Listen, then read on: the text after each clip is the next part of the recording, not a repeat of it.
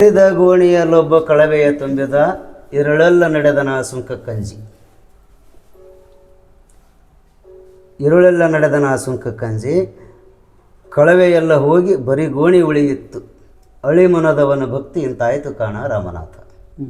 ಇದರ ಅರ್ಥ ಏನಪ್ಪ ಅಂತಂದರೆ, ಈಗ ನಾವೊಂದು ಭಕ್ತಿ ಮಾಡ್ತೀವಿ ಅಂತಂದ್ರೆ ಇವ್ರನ್ನ ನೋಡಿ ನಾವು ಭಕ್ತಿ ಮಾಡಬಾರ್ದು, ಆ ಟೈಪ್ ಭಕ್ತಿ ಮಾಡಬೇಕು. ಹರಿದ ಗೋಣಿ ಅಂದರೆ ಹರಿದದ್ದು ಒಂದು ಚೀಲದಾಗ, ಕಳವೆ ಅಂದರೆ ಕವಳಿ ಸದ್ದು ನಾವು ಭತ್ತ ಅಂತೀವಲ್ಲ, ಅದನ್ನು ತುಂಬಿಕೊಂಡು ಟ್ಯಾಕ್ಸ್ ಆ ಕಾಲಕ್ಕೂ ಟ್ಯಾಕ್ಸ್ ಗಂಜಿ ರಾತ್ರಿ ಎಲ್ಲ ತಿರುಗಾಡ್ತಾನೆ. ಮತ್ತು ಹರಿದದ್ದೇ ಇರ್ತದೆ, ಅದೆಲ್ಲ ಸೋರಿ ಬರೀ ಗೋಣಿನೇ ಉಳಿತು. ಇದು ಮೇಲರ್ಥ. ಒಳ ಅರ್ಥ ಏನಪ್ಪ ಅಂದರೆ, ಈ ಶರೀರ ಭಕ್ತಿ ಭಾವದಿಂದ ತುಂಬಿದ್ದಿಲ್ಲ ಅಂದರೆ, ಭಕ್ತಿಗೆ ಕೆಲವೊಂದಿಷ್ಟು ವ್ಯವಸ್ಥೆ ಇರಲಿಲ್ಲ ಅಂದರೆ ನಿಮ್ಮನ್ನು ನೋಡಿ ನಾವು ಭಕ್ತಿ ಮಾಡಬಾರದು. ಭಕ್ತಿ ಹೆಂಗಂತಂದರೆ ನಿರಾಳ ಮನಸ್ಸಿನಂತೆ ಇರಬೇಕು.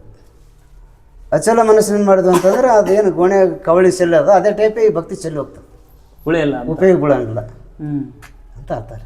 ಇಂಥ ಮಾತುಗಳನ್ನು ಹೇಳ್ತಿದ್ರಲ್ಲ, ಎಂಥ ಅರ್ಥ ನೋಡ್ರಿ, ಎಷ್ಟು ಅರ್ಥಗರ್ಭಿತವಾದಂಥ ಮಾತು. ನಮಸ್ಕಾರ ರೀ. ಆರಾಮಿದ್ದೀರಿ? ಆರಾಮದೀವ್ರಿ. ಒಳ್ಳೇದಾಗ್ಲಿ. ತುಂಬಾ ತುಂಬಾ ಸಂತೋಷ. ಮರದೊಳಗೆ ಮಂದಾಗ್ನಿ ಉರಿಯದಂತಿರಿಸಿದೆ, ನೊರೆವಾಲೊಳಗೆ ತುಪ್ಪವ ಕಂಪಿಲ್ಲದಂತಿರಿಸಿದೆ, ಶರೀರದೊಳಗೆ ಆತ್ಮವನ ಅರಿವು ಕಾಣದಂತಿರಿಸಿದೆ, ನೀ ಬೆರೆಸಿದ ಭೇದಕ್ಕೆ ಬೆರಗಾದನೆಯ ರಾಮನಾಥ. ಕಟ್ಟಿಗೆಗೆ ಬೆಂಕಿ ಆದ, ಒಂದಕ್ಕೊಂದು ಮಥನ ಮಾಡಿದಾಗ ತಿಕ್ಕಿದಾಗ ಬೆಂಕಿ ಉತ್ಪತ್ತಿ ಆಗ್ತದೆ. ಬೆಂಕಿ ಇದ್ದಿದ್ದು ನಮಗೆ ಗೊತ್ತಿಲ್ಲಲ್ರಿ, ಒಳಗಾದ.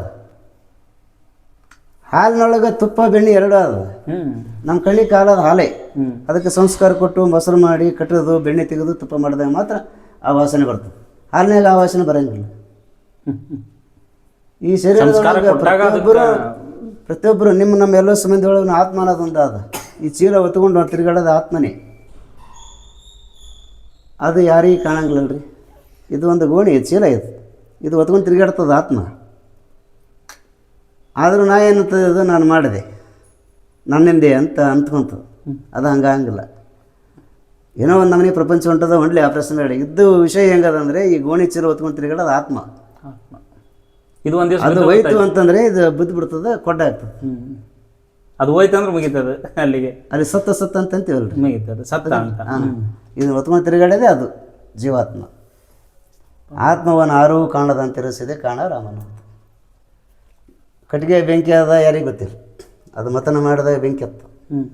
ಹಾಲೊಳಗೆ ತುಪ್ಪ ಅದ, ಅದಕ್ಕೆಲ್ಲ ಸಂಸ್ಕಾರ ಕೊಟ್ಟಾಗ ಮಾತ್ರ ತುಪ್ಪ ಸಿಗ್ತದೆ, ಕಂಪು ಬರ್ತದೆ, ವಾಸನೆ ಬರ್ತದೆ. ಹಾಲಿನಾಗ ವಾಸನೆ, ಆ ತುಪ್ಪದ ವಾಸನೆ ಇಲ್ಲಲ್ಲ. ಈ ಶರೀರದೊಳಗೆ ಆತ್ಮರದೊಂದು ಜೋಡಿಸೋಣ ಎಲ್ಲಿ ಕಾಣಿಸ್ತದೆ ರೀ? ಯಾರಿಗೆ ಕಾಣಿಸಿಲ್ಲ, ಇವತ್ತಿಗೆ ಕಾಣಲ್ಲ. ಇದು ಇಂಥ ವಚನಗಳನ್ನು ಬರೆದಂಥ ಅಪ್ಪನವರು, ಇವತ್ತು ನಾವೆಲ್ಲ ಹಿಂದೆ ಬಿದ್ದೀವಿ ರೀ, ನಮ್ಮ ದೇವಸ್ಥಾನ ಹಿಂಗಾಗಿಬಿಟ್ಟದ, ಏನು ಮಾಡ್ಬೇಕು ಅರ್ಥ ಆಗಂಗಿಲ್ಲ. ಈ ವಚನಗಳನ್ನು ಬರಿತಿದ್ರು ಅಂತಂದು ಹೇಳಿದ್ರಲ್ಲ, ಅವ್ರು ಬರಿತಕ್ಕಂಥ ಜಾಗವನ್ನು ತೋರಿಸ್ರಿ. ಇದೇ ರೀ, ಒಳಗ ಏನು ಸ್ವಲ್ಪ ಅದ್ರಿ ಇಷ್ಟೇ ಇರೋದು. ಮತ್ತು ಅವ್ರು ಋಷಿಮುನಿಗಳು ಆಡಲ್ಬೇಕಾಗಿಲ್ಲ ಜಾಗ ಅವರಿಗೆ. ಋಷಿಮುನಿಗಳಿಗೆ ಸ್ವಲ್ಪ ಜಾಗ ಇರಬೇಕು. ಅಲ್ಲಿ ತಪಸ್ಸುಗಳಿಗೆ ಅವರು ಇಂತಿಷ್ಟು ತಾಸು ಯೋಗ ಮಾಡೋದು, ಇಂತಿಷ್ಟು ತಾಸು ಹಿಂಗೆ ಕುಂದಿರ್ಬೇಕು ಅನ್ನೋದು ಇವೇನು ಪದ್ಧತಿ ಇರ್ತಾವಲ್ರಿ, ಅಷ್ಟೇ ಜಾಗ ಸೀಮಿತ ಬೇಕು ರೀ ಅವ್ರಿಗೆ. ಹೆಚ್ಚು ಇಷ್ಟು ಅಡಲ್ ಜಾಗ ಬೇಕಾಗಿಲ್ಲ ಅವ್ರಿಗೆ. ಯಾರಿಗೆ ತೊಂದರೆ ಆಗಬಾರ್ದು. ತೊಂದರೆ ಇನ್ನೊಬ್ರು ಬರ್ಲಕ್ಕ ಅಲ್ಲಿ ಜಾಗ ಆಸ್ಪತ್ರೆ ಬರ್ತಾರೆ, ಅವ್ನು ನೋಡ್ಬೇಕು, ಸೀದಾ ಹೋಗಿಬಿಡ್ಬೇಕು, ಆ ಟೈಪ್ ರೀ ಅವ್ರು. ಹಾಗಾದ್ರೆ ನಾವು ಇವತ್ತು ನೋಡ್ಬೋದು ಆ ಜಾಗವನ್ನು. ಇಲ್ಲೇ ಅದ್ರಿ, ಇದೆ ಇದೆ ಇಲ್ಲೇ ಹೆಂಗೆ ನೋಡ್ಬೋದು. ತೊಗೊಳಪ್ಪ ಬರ್ರಿ, ಹಿಡಿಯೋದು ತೋರಿಸ್ರಿ. ಸರಿ, ಭಾಳ ಸ್ವಲ್ಪ ತೋರಿಸಿ ಅಲ್ಲಿ ತೋರಿಸಿ ಅಲ್ಲ ನೋಡ್ರಿ, ಇಷ್ಟೇ ಇರೋ ಜಾಗ ಒಳಗೈತಲ್ಲ ಇನ್ನೂ. ಓ ಅಷ್ಟೇ ಒಂಥರ ಬವರ್ ಇದ್ದಂಗೆ ಐತೆ. ಹ್ಞೂ ರೀ, ಅಂದ್ರೆ ಅವಾಗೆಲ್ಲ ನೈಸ್ ಮಾಡ್ಲಿಕ್ಕೆ ಜಾಗ ಇದ್ದಿಲ್ಲಲ್ರಿ. ಇಲ್ಲೆಲ್ಲ ಇದನ್ನ ಇಟ್ಟಾರ ಈಗ. ಇದು ಜೇಡ್ರ ದಾಸಿಮನೆಯವರು ಕುಳಿತು ವಚನ ಬರೀತಕ್ಕಂಥ ಜಾಗ. ವಚನ ಬರೀತಕ್ಕಂಥ ಇಷ್ಟು ಜಾಗ. ಯೋಗನೂ ಇಲ್ಲೇ ಮಾಡ್ತಾ ಇದ್ದ. ಹಾಂ ರೀ, ಯೋಗ ಅಂದರೆ ಪ್ರಾಣಾಯಾಮ, ಧ್ಯಾನ ಮಾಡೋದು. ಹಿಂಗೆ ನೀವು ಮಾಡ್ತೀವ್ರಿ ಬಲ್ಲ, ಧ್ಯಾನಾಸಕ್ತೆ, ಧ್ಯಾನ ಮಾಡ್ತಕ್ಕಂಥ ಜಾಗ ಇದು. ದಾಸಿಮಯ್ಯನವರು ಇಲ್ಲಿ ಜನ್ಮ ತಾಳಿಂದ ಶ್ರೀಶೈಲಕ್ಕೆ ವಿದ್ಯಾಭ್ಯಾಸಕ್ಕೆ ಹೋಗ್ತಾರೆ. ವಿದ್ಯಾಭ್ಯಾಸಕ್ಕೆ ಹೋಗಿ ಅಲ್ಲಿ ವಿದ್ಯಾಭ್ಯಾಸ ಮುಗಿಸ್ಕೊಂಡು ವಾಪಸ್ ಬರೋ ಹೊತ್ತಿನಾಗ ಕಾಡು ಜನರಿಗೆ ಅವ್ರು ಕೊಲೆಗಡಕ್ಕೆ ಇರ್ತಾರೆ. ಆ ಕಾಲಕ್ಕೆ ಬಸ್ಸು ಅಂಥವೆಲ್ಲ ಸೌಕರ್ಯ ಏನಿರಂಗಿಲ್ಲ. ಕೊಲೆ ಮಾಡೋದು ಪೂಜೆ ಮಾಡ್ಕೊಳ್ಳೋದು ಇರ್ತದೆ. ಶ್ರೀಶೈಲಿಂದ ಹುಡುಗಾಡ್ನಲ್ಲಿ ಬರುವಾಗ ಬರೋ ಹೊತ್ತಿನಾಗ ಅಭ್ಯಾಸ ಮುಗಿಸ್ಕೊಂಡು ಬರುವಾಗ ಅಭ್ಯಾಸ ಮಾಡಿಸ್ಕೊಂಡು ಬರೋ ಹೊತ್ತಿನಾಗ ಅಲ್ಲಿ ಕಾಡು ಜನರಿಗೆಲ್ಲನೂ ಅವರಿಗೆ ತಿಳಿ ಹೇಳಿ ನೀವು ಹಿಂಗೆ ಬದುಕ್ರಿ ಅಂತೇಳಿ ಅವ್ರಿಗೆ ದೀಕ್ಷೆ ಕೊಟ್ಟು ಸಂಸ್ಕಾರ ಕಲಿಸಿ ಬರ್ಕೊತ ಮುಂದೆ ಅವರು ಎಲ್ಲಿಗೆ ಹೋದ್ರಪ್ಪ ಅಂತಂದರೆ ಜೈನರು ಭಾಳ ಇರ್ತಾರೆ ರೀ. ಅಲ್ಲಿ ಜೈನರ ಸಮುದಾಯನೇ ಇರ್ತದೆ ರೀ. ಆ ಜೈನರಿಗೆ ಏನಪ್ಪ ಅಂತಂದರೆ ಅಲ್ಲಿ ರಾಜ ನರಸಿಂಹ ರೀ ಅವರು ಹೆಂಡತಿ ದುಗ್ಗಳೆ. ಅವರು ಏನಾಗ್ತದೆ ದುಗ್ಗಳೆಗೆ ಏನಾಗ್ತದೆ ಅಂತಂದ್ರೆ ಇವರು ಪ್ರವಚನಗಳನ್ನು ಅದನ್ನು ಕೇಳ್ಕೊತ ಅವ್ರ ಮನಸ್ಸು ಬದಲಾಗಿ ನಾನು ದೀಕ್ಷೆ ತೊಗೊತೀನಿ ದಾಸಮನಿ ಕೂಡ ಅಂಥೇಳಿ ಕೇಳ್ತಾರೆ. ಆ ಟೈಮ್ನಾಗ ರಾಜ ಒಪ್ಪಂಗಿಲ್ಲ ರೀ. ಆ ಟೈಮ್ನಾಗ ರಾಜ ಅಲ್ಲಿಂದ ಜೈನ ಮುನಿಗಳು ನೇಮಿ ಸ್ವಾಮಿ ಅಂತೇಳಿ ಒಬ್ಬ ಮುಖ್ಯ ಗುರು ಇರ್ತಾನೆ ರೀ. ಅವ್ರಿಗೆ ತಕರಾರಾಗಿ ನಾವು ದೀಕ್ಷೆ ಕೊಡಿಸಂಗಿಲ್ಲ, ನಮ್ಮ ಜಿದ್ದಿನೊಳಗೆ ಇವ್ರು ಅಕಸ್ಮಾತ್ ಗೆದ್ದರು ಅಂದರೆ ನಾವು ಸಹ ಶರಣಾಗತಿ ಆಗ್ತೀವಿ ಅಂಥೇಳಿ ಒಂದು ಒಪ್ಪಂದ ಆಗ್ತಾರೆ ಅವರಿಗೆ. ಅದರಿಂದ ಮುಂದೆ ಕೆಲವೊಂದು ದಿವಸದ ಮೇಲೆ ಅದು ಹಾಗೆ ಚರ್ಚೆ ನಡ್ಕೊತಾನೆ ಹೋಗಿ ಅವರಿಗೆ ಪರೀಕ್ಷೆ ನಡೀತದೆ. ಹೆಂಗೆ ನಡೀತದಪ್ಪ ಅಂತಂದರೆ ಈ ನೀನು ಎಲ್ಲದರೊಳಗೂ ದೇವರಾದಂತಿದ್ದಿ, ಮನುಷ್ಯರೊಳಗೂ ದೇವರಾದಂತಿದ್ದಿ, ಅಂದರೆ ಮೂರ್ತಿ ಪೂಜೆ ಯಾಕೆ ಮಾಡ್ತಿದ್ದಿ? ಮೂರ್ತಿ ಪೂಜೆ ಮಾಡೋದ್ರಿಂದ ಮನಸ್ಸು ಪರಿವರ್ತನೆ ಆಗ್ತಾನೆ ಸಲುವಾಗಿ ಅದನ್ನು ಮಾಡ್ಬೇಕಾಗ್ತದೆ. ಅಲ್ಲಿಂದ ಆಧ್ಯಾತ್ಮಿಕ ವಿಷಯದಿಂದ ಮನುಷ್ಯ ತಾನು ಬದಲಾಗ್ತಾನೆ ಅಂತೇಳಿ ಹೇಳಿ ಮುಂದೆ ಅವರಿಗೆ ವಾಗ್ವಿವಾದ ನಡೆದು ಇದು ವರ್ಷಾನುಗಟ್ಟಲೆ ನಡೀತಾರೆ. 1 ವರ್ಷ 2 ವರ್ಷ ಹಿಂಗಲ್ಲ ಹಲವಾರು ಕಾಲ ನಡೆದು ಮುಂದೆ ಜೈನ ಮುನಿ ಏನಂತಾನೆ ನೇಮಿದೇವ, ನೀನು ನಿಜವಾಗಿ ದಾಸಮನೆ ಆಗಿದ್ದೆಪ್ಪ ಅಂತಂದರೆ, ನಿಜವಾಗಿ ದೇವರ ದರ್ಶನ ಪಡ್ಕೊಂಡಿದ್ದೆ ಅಂದ್ರೆ ಈ ಸದ್ದ ನಾವು ಈ ಗಡಿಗೆ ಒಳಗೆ ಲಿಂಗ ತೆಗೆದು ತೋರಿಸ್ಬೇಕು ನೀವು ಅಂತ ಹೇಳ್ತಾರೆ. ಯಾಕಾಗಲ್ದಂತಾರೆ. ಅಲ್ಲಿಂದ ಅವ್ರು ಏನು ಮಾಡ್ತಾರೆ, ಒಂದು ಗರ್ರ ಸರ್ಪವನ್ನು ತಂದು ಅದರೊಳಗೆ ಹಾಕಿ ಮುಚ್ಚಿದೆ ಲಿಂಗು ತೆಗಿಬೇಕು ಅಂತ ಹೇಳ್ತಾರೆ. ಓಂ ನಮಃ ಶಿವಾಯ ಅನ್ಕೊಂತ ಅದ್ರೊಳಗೆ ಕೈ ಹಾಕ್ತಾರೋ ಲಿಂಗು ಬಂದುಬಿಡ್ತಾರೆ. ಆ ಲಿಂಗುನೇ ಆಂಧ್ರ ಪ್ರದೇಶ ಇವತ್ತು ಸ್ಥಾಪನೆ ಆದರೆ ಅದರ ಹೆಸರು ಸಿದ್ಧಲಿಂಗೇಶ ಅಂತ ಹೆಸರು ಅದ ರೀ. ಆ ಲಿಂಗುನೇ ಸ್ಥಾಪನೆ ಆಗ್ಯದ ರೀ. ಅದ್ರ ಹೆಸರು ಸಿದ್ಧಲಿಂಗೇಶ್ವರ ಅಂತ ಅದ ರೀ. ಮುಂದೆ ಅಷ್ಟಕ್ಕೂ ಅವ್ರು ಒಪ್ಪಂಗಿಲ್ಲ ರೀ. ಆ ಕಾಲಕ್ಕೆ ಮತ್ತೊಂದು ಸಲ ಅವ್ರು ಒಂದು ಪ್ರಯತ್ನ ಮಾಡ್ತಾರೆ. ಸದ್ಯ ನಂದ್ರಿಕಿನ ಗಿಡ ಅದಲ್ಲ ನಮ್ಮದು ಇಲ್ಲಿ ಗುಡಿ ರೀ. ಆ ಗಿಡದಂಥದ್ದು ಒಂದು ಅರಳಿ ಗಿಡದ ಮರ ಇರ್ತದೆ ರೀ. ಅದ್ರೊಳಗೆ ಪಟೋರಿ ಕೆತ್ತಿಸ್ತಾರೆ. ಕೆತ್ತಿಸಿ ಅಲ್ಲಿ ಅದಲ್ಲ ರೀ ಆ ಮಗುನಂತ ಒಂದು ಮಗುನ ನಿಂದ್ರಿಸ್ತಾರೆ. ನಾವು ಕೇಳಿದಾಗ ನೀನು ಓ ಅನ್ಬೇಕು ಅಂತೇಳಿ. ಯಾಕೆ ಅಲ್ದು ಅಂತೇಳಿ ಆ ಗಿಡಕ್ಕೆ ನಾವು ಮಾತಾಡಿಸ್ತೀವಿ ಅಂತ ಹೇಳ್ತಾರೆ. ಆಯ್ತು ಮಾತಾಡ್ಸರಿ ಅಂತ ಹೇಳ್ತಾರೆ. ಎಲ್ಲ ಜೈನ ಮುನಿಗಳು ರಾಜ ಪರಿವಾರ ಎಲ್ಲ ಅಷ್ಟು ಮಂದಿ ಹೋಗ್ತಾರೆ. ದಾಸಮೇನ ಬರ್ತಾನೆ ರೀ. ಭಯಿಂದ ಬರೋದ್ರೊಳಗಾಗಿ ಆ ಹುಡುಗ ಒಳಗೆ ಸತ್ಬಿಟ್ಟಿರ್ತಾರೆ. ಆ ಪಟೋರಿ ಒಳಗೆ ಇಟ್ಟಿರ್ತಾರೆ, ಆ ಹುಡುಗ ಸತ್ಬಿಟ್ಟಿರ್ತಾರೆ. ಅವ್ರ ತಾಯಿ ಅಳ್ಕೊತ ಓಡಾಡ್ಕೊತ ಬಂದು ದಾಸಮೇನ ಕಾಲಿಗೆ ಉದ್ದಕ್ಕೆ ಸಾಷ್ಟಾಂಗ ನಮಸ್ಕಾರ ಮಾಡಿ ಇಡ್ತಿದ್ರು, ನಾನು ಮಗನ ಬದುಕಿಸ್ಕೊಡ್ಬೇಕು ನೀನು ಅಂತಂದಕ್ಕೆ ಆ ಸತ್ತು ಹುಡುಗನ ಬದುಕಿಸಂತ ಕೀರ್ತಿ ದಾಸಮೇನ ಸತ್ತದ. ಅವಾಗ ಇಂಥವೆಲ್ಲ ಪೌಡಗಳನ್ನು ಮಾಡ್ಯಾರ ಆಂಧ್ರದಲ್ಲಿ. ಓಕೆ ಮಾಡಿಂದ ಮುಂದೆ ಏನಾಗ್ತಂತಂದ್ರೆ ಮುಂದೆ ಕನ್ಯಾನ್ವೇಷಣೆ ಮಾಡ್ಕೊಂಡು ಬರ್ತಾನೆ. ಅವನಿಗೆ ವಧು ಬೇಕು. ಯಾರಿಗೆ? ಜೇಡದಾಸ ಹೆಂಡತಿ ಬೇಕು. ಎಂಥ ಹೆಂಡತಿ ಬೇಕು ನನಗಂತಂದರೆ ಅಕ್ಕಿ ಹಾಗೂ ಉಸುಗು ಮರಳು ಅಂತೀವಲ್ರಿ, ಅವೆರಡು ಕಲಿಸಿದ್ದು ಅವನ ಜೋಳಿಗೆ ಇರ್ತದೆ. ಬಗಲ ಕಬ್ಬು ಇರ್ತದೆ ರೀ. ಅವೆರಡನ್ನ ತೊಗೊಂಡು ಹೋಗಿ ಈ ಮರಳಕ್ಕಿಯನ್ನು ಕಟ್ಟಿಗೆ ಬಳಸಲಾರ್ದಂಗೆ ಅಡುಗೆ ಮಾಡಿ ಪಾಯಸ ಮಾಡಿ ಯಾರು ಇರ್ತಾರೋ ಅವ್ರನ್ನ ಮದುವೆ ಆಗ್ತೀನಿ ಅಂತ ಒಂದು ಶರ್ತಾರೆ ಅವರು. ಹೆಂಗೆ ತಿರ್ಗಾಡ್ಕೊಂತ ಅಫ್ಜಲ್ ತಾಲೂಕದಾಗ ಆದ್ರೆ ಅದು ಗಬ್ಬೂರು ಅಂತೇಳಿ ಆ ಊರಿಗೆ ಹೋದಿಂದ ಅಲ್ಲಿ ರಾಮಯ್ಯ ಅಂತ ನನ್ನ ಮಗಳು ನಾನು ಇದನ್ನು ಮಾಡಿಕೊಡ್ತೀನಿ ಅಂತ ಒಪ್ಕೊಂತಾಳೆ. ಆಯಿತು ಮಾಡಿಕೊಡ್ತೀವಿ ಅಂದ ಅದು ಕಬ್ಬು ತೊಗೊಂಡು ಹಿಂಡ್ತಾಳೆ ರೀ. ರಸ ತೆಗಿತಾಳೆ. ಅವನ್ನೇ ಕುಂದ್ರಿಸಿ ಅವನಿಗೆ ಪಾದೋದಕ್ಕೆ ತೊಗೊತಾಳೆ ರೀ. ಪಾದ ಮೇಲೆ ನೀರು ತೊಗೊತಾಳೆ ರೀ. ತೊಗೊಂಡು ಅದನ್ನು ಒಂದು ತಾಸು ಒಣಗಾಕ್ತಾಳೆ ರೀ. ಒಣಗಾಕಿ ಅದರಲ್ಲೇ ಉರಿ ಹಚ್ಚಿ ಈ ಪಾದೋದಕ್ಕೆ ಕಬ್ಬಿನ ರಸ ಎರಡು ಹಾಕ್ತಾಳೆ. ಉಸು ತೆಳಕ್ಕೆ ಕುಂದಿರ್ತದೆ, ಅಕ್ಕಿ ಮ್ಯಾಗ ಬರ್ತದೆ, ಅನ್ನ ಆಗ್ತದೆ. ಆವಾಗ ದುಗ್ಗಳೆಯನ್ನು ಮದುವೆ ಆಗ್ತಾನೆ. ಮದುವೆ ಆಗಿ ಈ ಊರಿಗೆ ಬಂದಿಂದ ಅವರಿಗೆ ಪರೀಕ್ಷೆ ನಡೀತದೆ ರೀ. ಏನು ಪರೀಕ್ಷೆ ಅಂದರೆ ಇವ್ರನ್ನ ಸೋಲಿಸ್ಬೇಕನ್ನೋ ಪರೀಕ್ಷೆ ಅಲ್ರಿ, ಇವ್ರಲಿಂದ ತಿಳ್ಕೊಬೇಕು ಅನ್ನೋದು ಹವ್ಯಾಸದಿಂದ 3 ಮಂದಿ ಸನ್ಯಾಸಿಗಳು ಬರ್ತಾರೆ ಇಲ್ಲಿ. ಸನ್ಯಾಸಿಗಳು ಅಂದ್ರೆ ನಮ್ಮಂಗೆ ವಯಸ್ಸಿನವ್ರು ಲಗ್ನ ಆಗಲಾರ್ದವ್ರು ಬಂದು ಮದುವೆ ಮಾಡ್ಕೊಳ್ಳೋದು ಶ್ರೇಷ್ಠನೋ ಏನು ಸನ್ಯಾಸ ಆಗೋದು ಶ್ರೇಷ್ಠನೋ ಅಂತ ಕೇಳ್ತಾರೆ ರೀ. ಆಯ್ತು ಕೂಡ್ರಪ್ಪ ನಿಮ್ಮ ಪ್ರಶ್ನೆಗೆ ಉತ್ತರ ಕೊಡ್ತೀನಿ ಅಂತೇಳಿ ಮಾತಾಡೋಂಗಿಲ್ಲ ರೀ. ದುಗ್ಗಳ ಇಲ್ಲಿ ಇದು ಹರಿದದ ದಾರ ಹರಿದದ ದೀಪ ತೊಗೊಂಬ ಅಂತ ಹೇಳ್ತಾನೆ. ಇಷ್ಟೊತ್ತಿನ ಮಧ್ಯಾಹ್ನದಾಗ 12 ಗಂಟೆಗೆ ಆಕಿ ಕವಳಿ ಕುಡ್ತಿರ್ತಾಳೆ. ಆ ಟೈಮ್ನಾಗ ಭತ್ತ ದಾಸೋಹಕ್ಕಾಗಿ ಅನ್ನ ಮಾಡ್ಬೇಕಲ್ರಿ. ಕುಟ್ಲಕತ್ತಿರ್ತಾಳೆ. ಬಂದಿದೆ ಸ್ವಾಮಿ ಅಂತೇಳಿ ಹಿಂಗೆ ಕೈ ಬಿಟ್ಟು ಬಿಡ್ತಾಳೆ. ಅದು ಅಂತರ್ನಿಂದ ಇರ್ತದೆ ರೀ, ಅದು ಒಣಕಿ ಕೊಟ್ಟ ಒಣಗಿ ನಿಂತು ಬಿಡೋದು. ಒಣಗಿ ಅಷ್ಟೇ ಅಂದಿರ್ತದೆ ರೀ ಹೋಗಿ ಮುಟ್ಟೋ ತನಕ ತಳಿಗಳಂಗಿಲ್ಲ ರೀ. ಆಕ ಇಂಥ ಹೊತ್ತಿನಾಗ ದೀಪ ತೊಗೊಂಬಂದ್ರೆ ಸುಮ್ಮನೆ ತಂದಂಥ ಹೆಂಡ್ತಿ ಯಾರಂದ್ರೆ ದುಗ್ಗಳೆ ರೀ. ಎದ್ರ ಉತ್ತರ ಕೊಡ್ಲಾರ್ದಂಗೆ ನಮ್ಮ ಹೆಂಡ್ರಿ ಆದರೆ ಉಸಿಡೋದನು ಅಂತಂತಾರೆ, ಬೈತಾರ. ಅವ್ರು ತೊಗೊಂಬಂದಾರೆ. ತೊಗೊಂಬಂದು ಇದು ಎರಡು ನೋಡ್ತಾರೆ. ಅದು ನೋಡಿಂದ ಆಯ್ತಪ್ಪ ತಿನ್ನು ಊಟಕ್ಕೆ ಒಮ್ಮೆ ನಡ್ರಿ. ಈಗ ನೋಡಿದ್ರು ಅವ್ರಿಗೆ ಗೊತ್ತಾಗಂಗಿಲ್ಲ ರೀ ವಿಷಯ. ಇದು ದಡ್ಡತನ ಜಾಸ್ತಿ ಇರ್ತದೆ. ಮತ್ತು ಊಟಕ್ಕೆ ಹೋಗಿ ನಿನ್ನೆ ಮಾಡಿದ ಅಂಬಲಿ ಇರ್ತದೆ ರೀ. ಆವಾಗ ಅಂಬಲಿ ಮೂವರೆಗೆ ಬಡಿಸ್ತಾಳೆ ರೀ. ಬಡಿಸಿಂದ ಏನು ದುಗ್ಳ ಎಷ್ಟು ಸುಡ್ತದೆ ಇದು, ಸ್ವಲ್ಪ ಗಾಳಿ ಹಾಕು ಅಂತಂತ ಸರಿಗಿಲ್ಲ ಗಾಳಿ ಹಾಕ್ತಾಳೆ ರೀ. ಅವ್ರು ಕುಂತವ್ರಿಗೆ ಆಶ್ಚರ್ಯ ಅನ್ನಿಸ್ತದೆ ರೀ. ಇವು 3 ಆದಿಂದ ಅವ್ರಿಗೆ ಹೇಳ್ತಾನೆ ರೀ, ಇಂಥ ಹೆಂಡ್ತಿ ಇದ್ಲಂದ್ರೆ ನಾನು ಮಧ್ಯಾಹ್ನದ ದೀಪ ತೊಗೊಂಬಂತ ಹೇಳಿದೆ. ಮರು ಮಾತಾಡ್ಲಿರ್ತಂದ್ಲು, ಇಂಥ ಹೆಂಡ್ತಿ ಇದ್ರೆ ಲಗ್ನ ಮಾಡ್ಕೊರಿ, ಇಲ್ಲ ಸನ್ಯಾಸಿ ಅಂದ್ರಿ. ಇದು ಉತ್ತರ ಆ ಯಮನ ಭಕ್ತಿ ಹೆಂಗದಂದ್ರೆ ನಾ ಕರೆದ ತಕ್ಷಣ ಒಣಕೆ ಅಷ್ಟೇ ಬಿಟ್ಟಾಳ, ಅದಷ್ಟೇ ನಿಂತದು.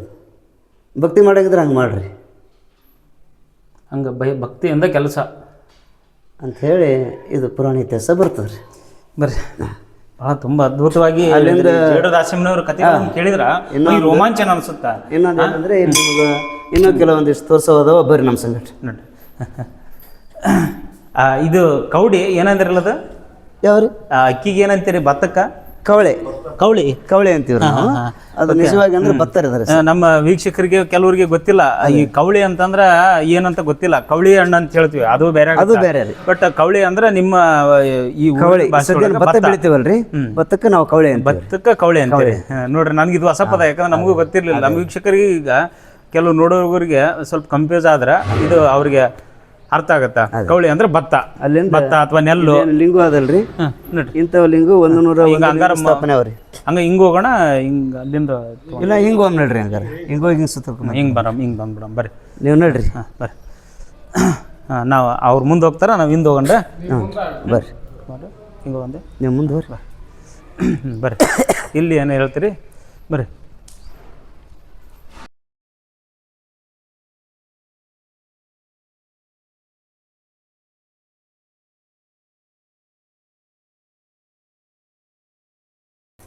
ಇವು ಲಿಂಗುಗಳು 101 ಲಿಂಗು ಸ್ಥಾಪನಾ ಅವ್ರಿ. ಇವು ಇಂಥವ್ರಿ 101 ನಿಮ್ಮೂರಲ್ಲಿ ಇವರು.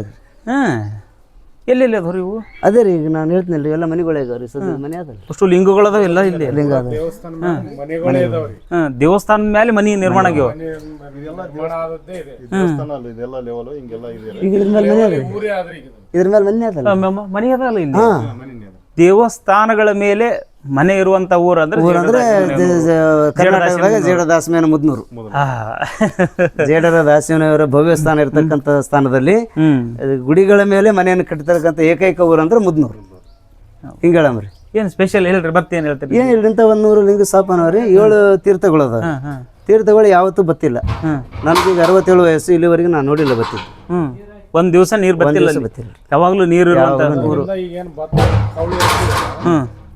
ಕವಳಿಗೆ ಅಂದ್ರೆ ಒಂದು 300 ಎಕರೆ 200 ಎಕರೆ ಮೇಲೆ 200 ಎಕರೆ ನೀರು ಆಗುತ್ತೆ. ಬಾವಿನಿಂದ ಮೋಟ್ರ್ ಇಲ್ಲ, ಏನಿಲ್ಲ, ಆಟೋಮೆಟಿಕ್ ಹರಿತಾ ಇರುತ್ತೆ. ಈಗ ಇಲ್ಲಿ ಲಿಂಗದು ಪಾಣಿವಟ ಆದ್ರಿ ಒಳಗ ಲಿಂಗು ಹೊಡೆದ್ಬಿಟ್ಟಾರ. ಲಿಂಗದು ಪಾಣಿವಟ ಆದ್ರಿ ಸದ್ಯ, ಆ ಲಿಂಗು ಹೊಡೆದ್ಬಿಟ್ಟಾರ.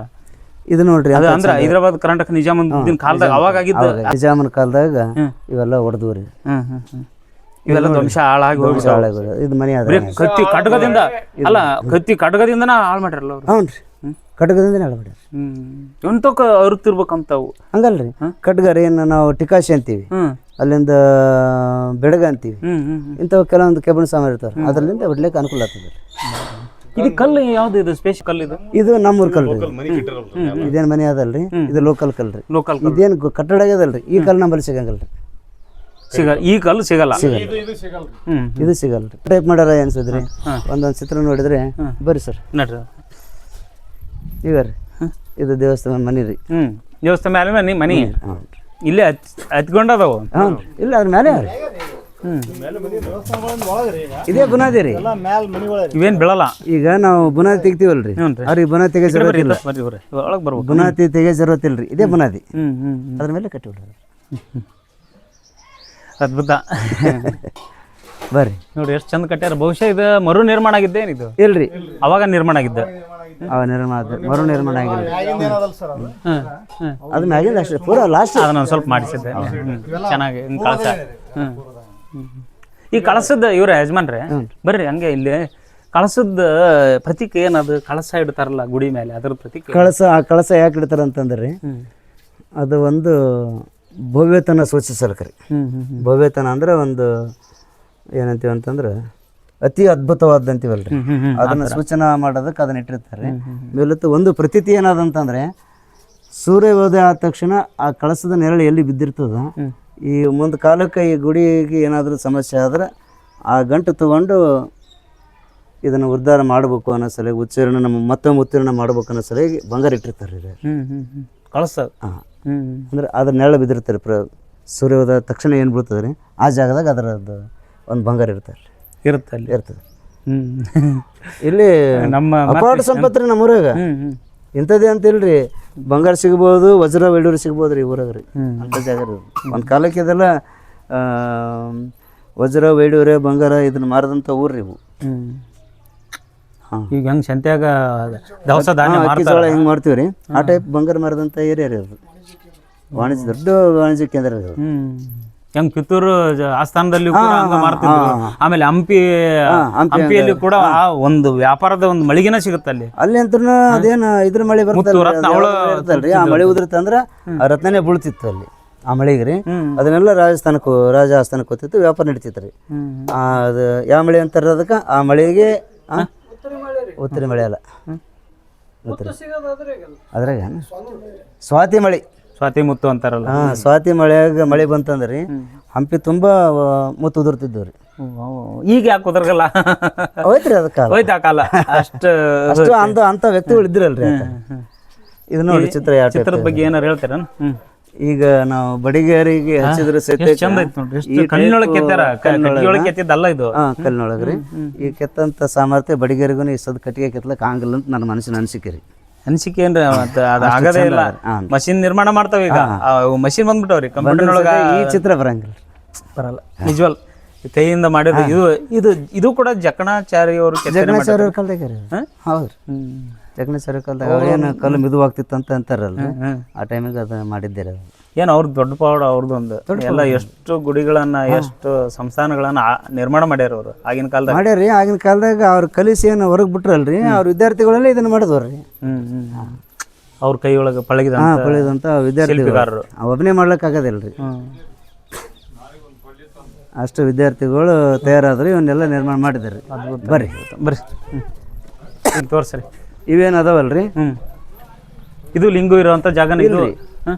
ಇದನ್ನು ಈಗೇನು ಬೇರೆ ಕಡೆಯಿಂದ ಋಷಿಗಳು ಬಂದರು, ಋಷಿ ಮುನಿಗಳು ಬಂದ್ರು ಅಂದ್ರೆ ಅವ್ರಿಗೆ ಇಳ್ಕೊಳ್ಳೋಕೆ ಜಾಗ, ಅವರಿಗೆ ಅವಾಗಿನ ಕಾಲದಾಗ ತಪಸ್ಸು ಮಾಡ್ತಕ್ಕಂಥ ಜಾಗ ಇಷ್ಟಿಷ್ಟಾಗಿ ಇರ್ತಿದ್ರ. ನೋಡ್ರಿ ಮತ್ತೆ ನೋಡೋಣ ಒಳಗೆ ಬರ್ರಿ. ಉದ್ದನರಿಗೆ ಆಗಲ್ಲ ಇದ್ರಾಗ ಈಗ ಇಷ್ಟೇ ರೀ ಜಾಗ.